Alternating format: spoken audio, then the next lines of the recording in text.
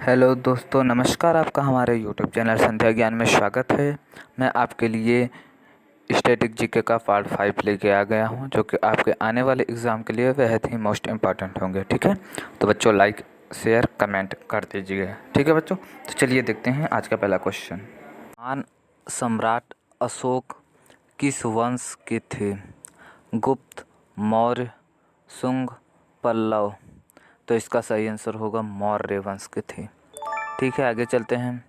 सामान्यतः 600 फीट समुद्र की गहराई पर जाने से कितना तापक्रम कम हो जाता है? तो लगभग 10 डिग्री तापमान कम हो जाता है। ठीक है बच्चों, आगे चलते हैं। जनपद में जाति प्रथा किस पर आधारित थी? धर्म पर, जन्म पर, व्यवसाय पर, आय पर। तो जन्म पर आधारित थी। आगे चलते हैं। रिहंद बांध किस राज्य में है? रिहंद बांध किस राज्य में है?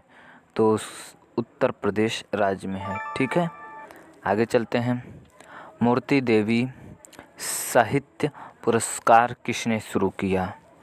तो आपके भारतीय ज्ञानपीठ ट्रस्ट द्वारा शुरू किया गया है मूर्ति देवी साहित्य पुरस्कार। ठीक है, आगे चलते हैं। औरंगजेब का मकबरा कहाँ पर है? आगरा, दिल्ली, औरंगाबाद, कानपुर। तो इसका सही आंसर होगा औरंगाबाद में। ठीक है, आगे चलते हैं। ईस्ट इंडिया कंपनी ने टीपू सुल्तान पर किस सन में विजय प्राप्त की थी? 1857 में, 1795 में, 1792, 1752। तो 1792 में। ठीक है, 1752 में ईस्ट इंडिया कंपनी ने टीपू सुल्तान पर विजय हासिल की थी। आगे चलते हैं। मैग्नीशियम के उत्पाद में भारत का दूसरा स्थान है। प्रथम देश कौन सा है? फ्रांस, रूसी संघ, कनाडा, संयुक्त राज्य अमेरिका। तो इसका सही आंसर हो जाएगा रूसी संघ। भारत में प्रथम स्थापित परमाणु संयंत्र यानी एटॉमिक प्लांट कौन सा है? तो आपका जो तारापुर परमाणु संयंत्र है यही है। ठीक है, प्रथम स्थापित है, यह महाराष्ट्र में स्थित है। ठीक है बच्चों, आगे चलते हैं। महात्मा गांधी जी को अर्धनंगा फकीर किसने कहा?